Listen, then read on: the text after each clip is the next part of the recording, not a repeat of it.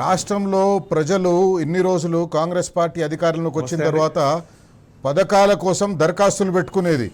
మాకు ఇందిరమ్మ ఇల్లు కావాలనో, లేకపోతే మాకు పెన్షన్ కావాలనో, లేకపోతే మాకు రాజీవ్ యువ వికాసం కింద మీరు ఇస్తామన్నవి కావాలనో, లేకపోతే ఉద్యోగాలు కావాలనో దరఖాస్తులు పెట్టుకునేది. కానీ ఇప్పుడు కొత్తగా అవన్నీ మర్చిపోయిన ప్రజలు, అవన్నీ మర్చిపోయి ఇప్పుడు వాళ్ళ సొంత భూములు కాపాడుకోవడం కోసమే ప్రభుత్వానికి దరఖాస్తులు పెట్టాల్సిన పరిస్థితి వచ్చింది. కరీంనగర్లో ఎట్లా ఉంది పరిస్థితి? రాష్ట్ర వ్యాప్తంగా ఈరోజు తెలంగాణ మొత్తంలో ఏ పరిస్థితి ఉందో అదే పరిస్థితి కరీంనగర్లో కూడా ఉందండి. ఎందుకనంటే ప్రజలు కాంగ్రెస్ పార్టీ అధికారంలోకి రావడానికి ఏదైతే 420 హామీలు ఇచ్చిందో ఆ హామీల మీద నిలదీస్తా ఉన్నారు. మీరు ఇస్తా అన్న పథకాలు ఏమైనాయి, మీ తులం బంగారం ఏమైంది, మీ 4000 పెన్షన్ ఏమైంది అని చెప్పి అడుగుతా ఉన్నారు. కాబట్టి ప్రజలను బిజీ పెట్టాలి అంటే ముందు నుంచి కూడా వీళ్ళు అధికారంలోకి వచ్చిన తెల్లారి నుంచే డైవర్షన్ పాలిటిక్స్ ఏదైతే చేసిర్రో ఈరోజు ప్రజలతోని కూడా అదే విధంగా వీళ్ళు ఆటాడుతున్నారు. ప్రజల జీవితాలతోని చెలగాటమాడుతున్నది కాంగ్రెస్ పార్టీ ప్రభుత్వం. ఎందుకనంటే మా కరీంనగర్ జిల్లాలో సుమారు 60-70 వేల ఎకరాల భూమిని ఈ సెక్షన్ 22A కింద ప్రొహిబిటెడ్ లిస్టులో పెట్టడం జరిగింది. అదేవిధంగా మీరు హైదరాబాద్ చుట్టుపక్కల ప్రాంతాల్లో కూడా లక్షలాది ఎకరాల పట్టా భూములను ఈ 22A కింద పెట్టి ప్రజలను ఏ విధంగా పీడిస్తున్నారో ప్రతిరోజు మనం చూస్తూ ఉన్నాం.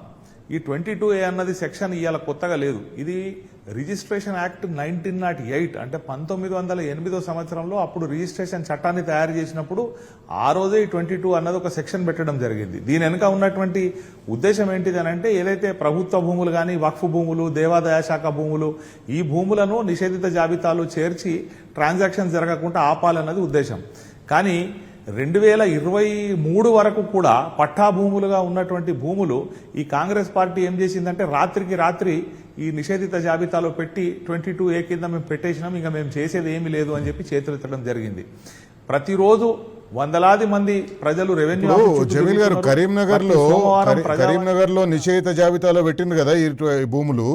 ఆ కరీంనగర్లో నిషేధిత జాబితాలో పెట్టిన భూములు ఎట్లాంటి భూములు? అవి వ్యవసాయ భూములా, లేకపోతే మేము కరీంనగర్ కోర్టుకు సమీపంలో ఉన్న రెసిడెన్షియల్ కాలనీలో ఉండే భూములు కూడా పెట్టినంటున్నారు?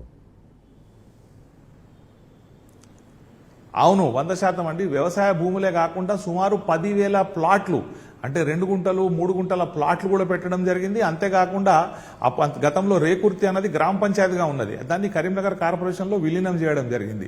అంటే అప్పుడు రేకుర్తి గ్రామ పంచాయతీ నుంచి పర్మిషన్ తీసుకున్నటువంటి ఇండ్లు కానివ్వండి, కార్పొరేషన్ నుంచి పర్మిషన్ తీసుకున్నటువంటి ఇండ్లు కానివ్వండి, అవన్నీ కూడా నిషేధిత జాబితాలో పెట్టారు. రేకుర్తి మాత్రమే కాకుండా పక్కన కొత్త యాస్వాడ కానీ విద్యానగర్ అని చెప్పి ఒక ప్రాంతం ఉంటుంది, ఆ ప్రాంతం భూములు కానీ. చివరికి పరిస్థితి ఎక్కడికి వచ్చిందనంటే కరీంనగర్ నడిబొడ్డున ఉన్న కలెక్టర్ ఆఫీస్ ఏదైతే ఉందో కలెక్టర్ ఆఫీస్ ఎదురుగా ఉన్నటువంటి ఆ ఒక సర్వే నంబర్ను కూడా తీసుకుపోయి అది కూడా నిషేధిత జాబితాలో పెట్టారు. అక్కడ అన్ని కూడా కమర్షియల్ కాంప్లెక్స్లు ఉన్నాయి, రెసిడెన్షియల్ హౌసెస్ ఉన్నాయి.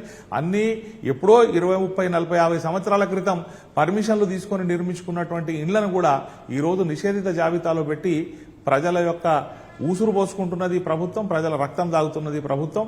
అందుకే ఇక్కడ దశల వారీగా అంటే సంవత్సర కాలం నుంచి వెళ్ళి వ్యక్తిగతంగా చాలా మంది దరఖాస్తులు ఇవ్వడం జరిగింది కరీంనగర్ కలెక్టర్ గారికి. ఆ తర్వాత స్పందించకపోతే ఒక జేఏసీ ఏర్పాటు చేసుకోవడం జరిగింది. ఈ బాధిత సంఘం 22A బాధిత సంఘం అని చెప్పి ఒక సంఘం ఏర్పాటు చేసుకొని వాళ్ళు కలెక్టర్ గారిని కలవడం జరిగింది. రెవెన్యూ మంత్రి గారిని కూడా పొంగులేటి గారిని కలిసినారు. ఆ తర్వాత ఇక్కడ ఉన్నటువంటి స్థానిక నాయకులను కూడా కలిస్తే ఈ సంవత్సర కాలం నుంచి ఈ అధికారులు కానీ ఈ రాజకీయ నాయకుల్లో కానీ ప్రభుత్వంలో కానీ ఎలాంటి చలనం లేదు. చివరికి ఈ రోజు ఇక్కడ స్థానిక శాసనసభ్యులు మాజీ మంత్రివర్యులు గంగుల కమలాకర్ గారి నాయకత్వంలో ఆ బాధిత సంఘం అంతా కలిసి ఒక కలెక్టర్ ఆఫీస్ ముట్టడి కార్యక్రమాన్ని చేసి పెద్ద ఎత్తున నిరసన వ్యక్తం చేసి కలెక్టర్ గారికి వినతి పత్రం కూడా ఇవ్వడం జరిగింది. అదేవిధంగా ఈ బాధితుల పక్షాన కరీంనగర్ ఎమ్మెల్యే గారు మాట్లాడుతూ అవసరమైతే ఒక వారం రోజుల్లో దీన్ని పరిష్కారం చేయకపోతే ఈ సమస్యను ఈ ఇండ్లను 10,000 ప్లాట్లను వ్యవసాయ భూములను నిషేధిత జాబితా నుంచి తొలగించకపోతే మేము చలో సెక్రటేరియట్ పిలుపునిస్తాం, అవసరమైతే సెక్రటేరియట్ ను ముట్టడి చేస్తామని కూడా ఇక్కడ ఎమ్మెల్యే గారు జేఏసీ నాయకులందరూ కూడా హెచ్చరించడం జరిగింది. అంటే కారణం ఏం చూపించింది అధికారులు? కారణం ఏం చూపించిండ్రు ఈ భూములన్నిటి 22A లో పెడతందుకు? ఏం లేదు, మాకు తెలియదంటే మాకు తెలియదు అంటున్నారు. ఇప్పుడు కలెక్టర్ గారు ఏమంటారు, నాకు ఆర్డీఓ నుంచి రికమెండేషన్ వచ్చిందంటారు. ఆర్డీఓ గారు ఏమంటారు, తహసీల్దార్ నుంచి రికమెండేషన్ వచ్చిందంటారు. తహసీల్దార్ గారు ఏమంటారు, మాకు ప్రభుత్వం నుంచి ఇన్స్ట్రక్షన్స్ ఉండే అంటారు. వీళ్ళు ఒకళ్ళ మీద ఒకళ్ళు నెట్టుకోవడం కానీ వీళ్ళ దగ్గర సహేతుకమైనటువంటి కారణం ఏమీ లేదు.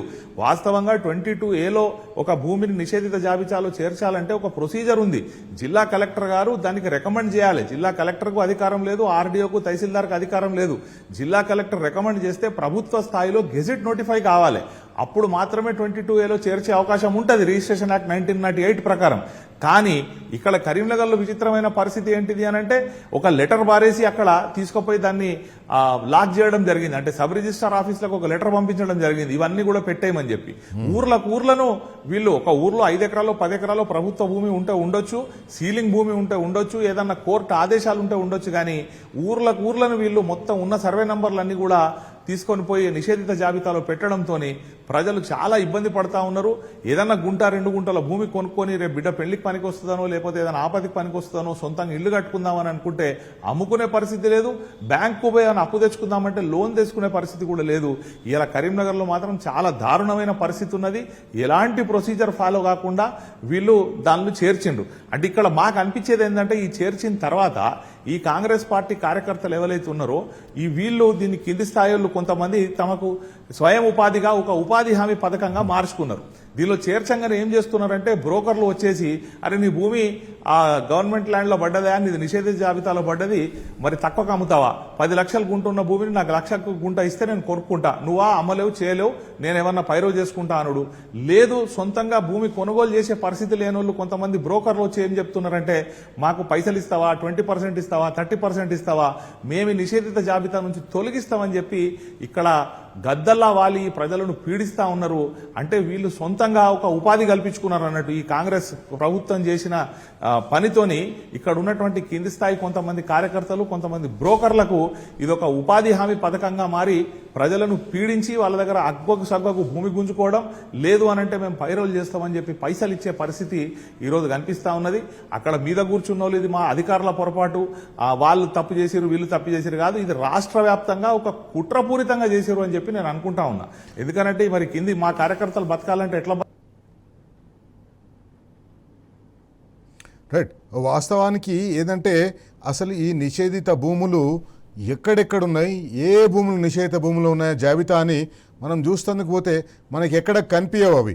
మనం వాళ్ళ వెబ్సైట్కి పోతే లేదా యాప్లో పోయి చూస్తే యాప్లో వెబ్సైట్ నాట్ వర్కింగ్ అనో లేకపోతే డీటెయిల్స్ నాట్ అవైలబుల్ అనో లేకపోతే డీటెయిల్స్ వస్తాయని చెప్పేసి అన్నట్టు కనిపిస్తూ ఉంటుంది.